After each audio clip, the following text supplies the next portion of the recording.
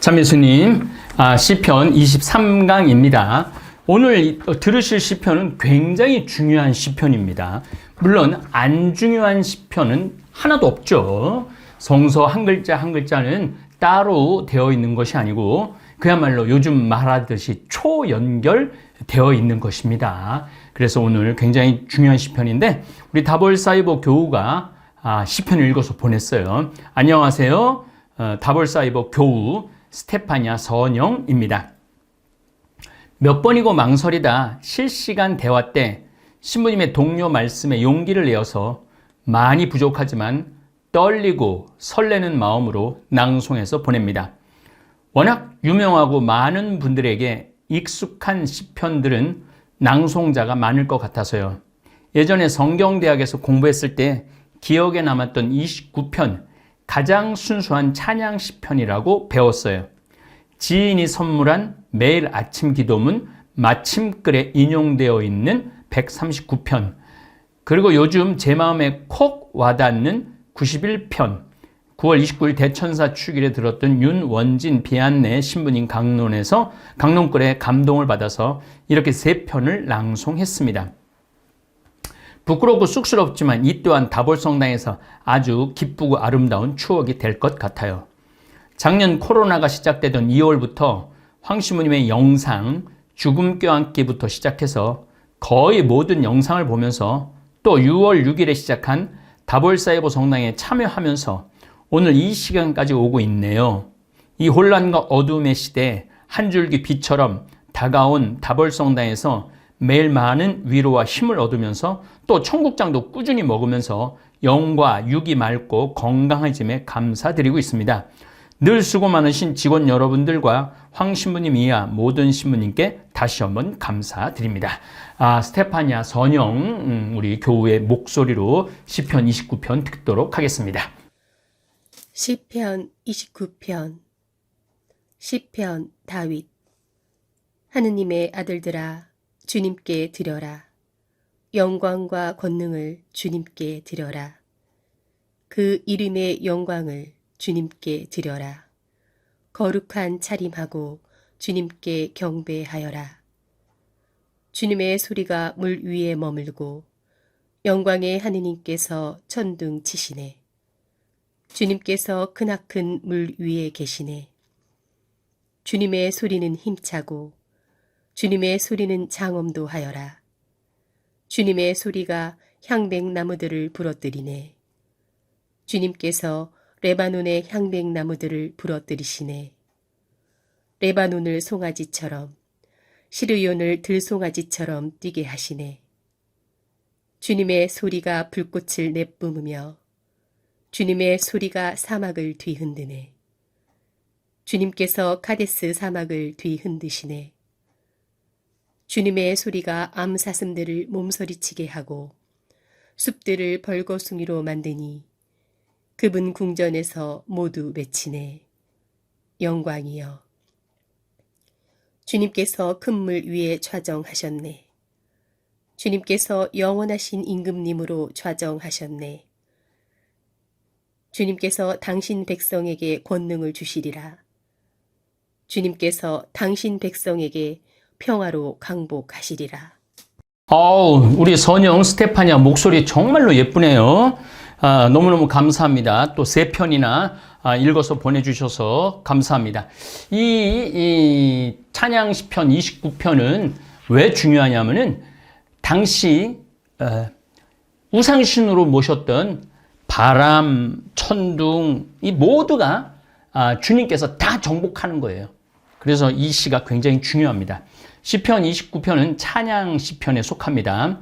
찬양은 천상과 지상에서 이루어지며 특별히 하느님의 아들들이 찬양하도록 요청을 받죠.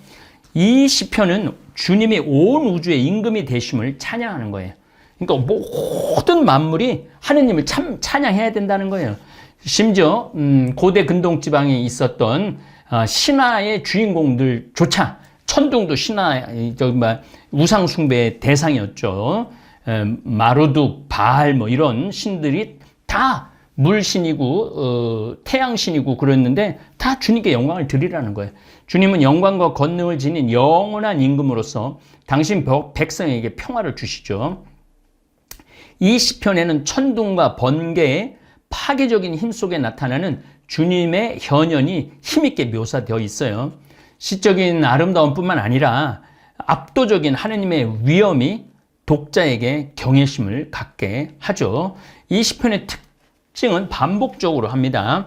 하느님의 아들들아 주님께 드려라. 영광과 권능을 주님께 드려라. 그 이름의 영광을 주님께 드려라. 거룩한 차림하고 주님께 경배하여라. 주님의 소리가 물 위에 머물고 물신 위에 머문다는 거예요. 영광의 하느님께서 천둥 치시네. 영광이 천둥을 친다는 얘기예요. 천둥 위에 머물는 위에 한다는 거예요. 주님께서 크나큰 물 홍수 위에 계시네. 주님의 소리는 힘차고 주님의 소리는 장엄도 하여라. 주님의 소리가 향백나무를 부러뜨리네. 이 향백나무도 제가 설명을 드리겠지만 이렇게 모든 신들 위에 야훼 하느님이 있다라는 그러한 찬양을 하는 것입니다. 주님의 소리가 7번 나오고 주님께 드려라가 3번 나오고 11절에는 주님이라는 말을 12번이나 사용을 합니다. 그래서 이 시편에서 고대 근동의 신화적 요소들을 하느님을 찬양하는 데 사용을 하는 거죠. 이 굉장한 시도인 거예요. 굉장한 시도. 제가 요즘 평화방송 황창현 신부의 살리는 얘기를 찍느냐고 오늘도 어제도 하루 종일 찍고 오늘도 하루 종일 찍고 겨우 시간 내서 우리 또 다볼사이버 교우들 중요하니까 지금 강의를 좀 하고 있는 겁니다. 29편의 배경과 관련하여 70인여 개 셉두아진타라고 그래요.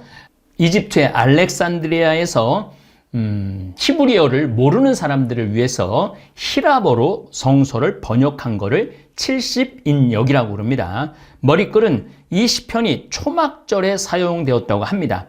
폭풍으로 임하시며 홍수를 다스리는 주님의 모습을 볼 때 이 시편은 가을 초막절 축제 때 계약을 갱신하며 이른 비를 기다리는 배경 속에서 이해할 수 있어요. 초막절에 좀 비 좀 내려달라고. 그래서 이 비의 얘기가 나와요. 물 위에 머물고 천둥 위에 계고 크나큰 물에 있고. 그러니까 이거 초막절 이야기입니다. 그렇지만 유배시기의 영향을 볼 수 없고 가나안 신화와 연관된 것을 고려할 때 이스라엘 역사의 아주 초기에 속하는 시편으로 볼 수 있습니다. 시편 29편은 영원한 임금이신 주님이 모든 자연을 지배하고 비를 주셔서 백성에게 권능과 참된 평화의 복을 주심을 찬양하는 거죠. 주님은 온 우주를 다스리는 영광과 권능을 지니신 임금으로 천상과 지상의 모든 존재는 마땅히 그분만을 경배해야 한다는 거예요. 저는 참 유대인들이 놀라운 거는 아주 작은 민족이죠. 경상북도만 하니까 이집트의 한 100배도 안 되는 크기의 나라입니다. 그런데 야훼 하느님의 신앙은 100배가 뭐예요? 이집트보다 1000배, 10,000배 야훼 하느님을 높이 받들었던 거예요. 그래서 우상을 숭배하지 않으면서 야훼 하느님을 이렇게 노래했던 것이죠. 그분은 큰 물을 정복하시고 레바논 향백나무를 부러뜨리시며 견고한 시르온은 헤르몬산을 말합니다. 헤르몬산 나중에 또 설명을 드리도록 하겠습니다. 그분의 소리에 땅이 흔들리고 동물들이 두려움에 떨죠. 그분은 천둥과 지진으로 모든 것을 허물어 버리시는 거죠. 시인은 당시 고대 근동의 신화적 요소들을 사용하여 주님이 바빌론이나 가나안 신들보다 훨씬 우세하고 주님만이 참되고 영원한 임금이심을 강조한 거죠. 제가 말씀드렸지만 모든 고대 근동 지방의 신이라고 믿었던 건 그건 신이 아니다. 야훼 하느님을 찬양하고 야훼 하느님이 사용하는 것들이다. 야훼 하느님의 지배 아래에 있는 것들이다. 이렇게 이 시편은 노래를 하고 있는 거죠. 시인은 역사와 자연 안에서 승리하신 주님이 백성에게 번영과 평화의 복을 주심을 찬양하는 거예요. 그래서 이 시편은 그냥 나온 시편이 아니라 굉장히 중요한 시편이에요. 여러분들한테 일일이 다 설명을 못하지만 하여튼 굉장히 중요한 시편입니다. 고대 근동에서는 다실론 쪽 종교관에 따라 최고 신은 하급 신들의 경배와 찬미를 받는 것으로 여깁니다. 그러나 유일신을 섬기는 이스라엘에는 여러 신의 존재를 인정하지 않았기 때문에 하느님의 아들들은 천상총회에 있는 영들로 이해가 되죠. 거룩한 차림을 하고 하느님 앞에 나서라고 그러죠. 거룩한 차림하고 주님께 경배하여라. 거룩한 차림은 기도하는 사람들이 하느님의 승리를 축하하기 위해 입는 거룩한 옷을 가르치는 겁니다. 인간은 거룩하신 분 앞에서 거룩한 옷을 입고 예배해야 되는 거죠.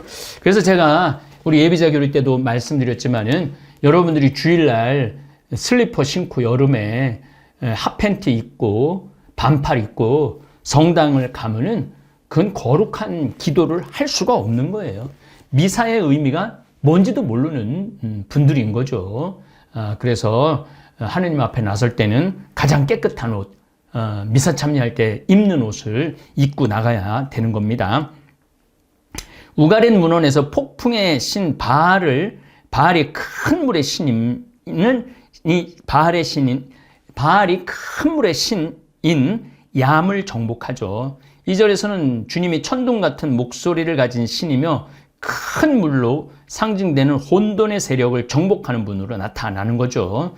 2절은 요르단강에서 하늘로부터 들려오는 목소리, 너는 내가 사랑하는 아들, 내 마음에 드는 아들이다 를 미리 말하고 있는 겁니다. 하느님의 아들들아 주님께 드려라. 영광과 권능을 주님께 드려라. 그 이름의 영광을 주님께 드려라. 거룩한 차림하고 주님께 경배하여라. 주님의 소리가 물 위에 머물고 영광의 하느님께서 천둥 치시네. 주님께서 크나큰 물 위에 계시네.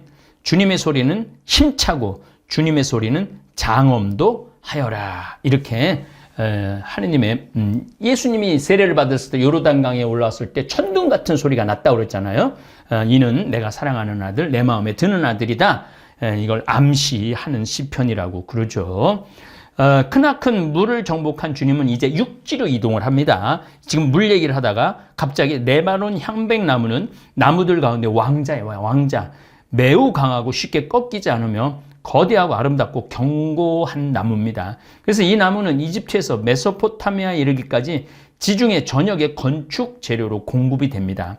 솔로몬도 이제 열왕기 가보면은 솔로몬도 레바논에서 이 나무들을 수입해서 궁전과 예루살렘 성전을 짓는데 사용을 하죠. 이 레바논 향백나무는 지구성과 강함 때문에 힘과 교만, 번영과 안정을 상징합니다. 이런 유명한 레바논 향백나무도 주님의 소리에 쉽게 꺾인다는 얘기입니다. 주님의 소리가 향백나무들을 부러뜨리네. 주님께서 레바논의 향백나무들을 부러뜨리시네.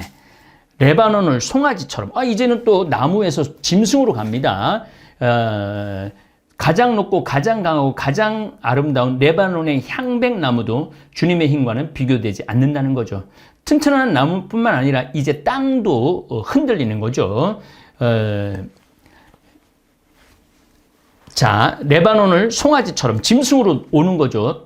짐승이 위에, 땅 위에 짐승이 있으니까 시르온, 헤르몬산을 일컫는 가나안식 이름이죠.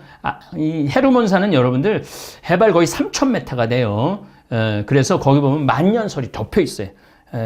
제가 몇 번 거기 올라가지 못했고 멀리서 만년설을 바라보고 오곤 했습니다.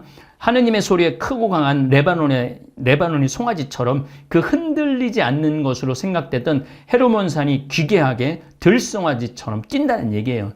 이 산은 가나안 신화에 나오는 신들의 거주지로 여겼기 때문에 지대가 흔들렸다는 것은 곧 주님이 그런 신들보다 우세함을 보여주는 겁니다. 레바논을 송아지처럼, 헤르몬산을 들송아지처럼 뛰게 하시네.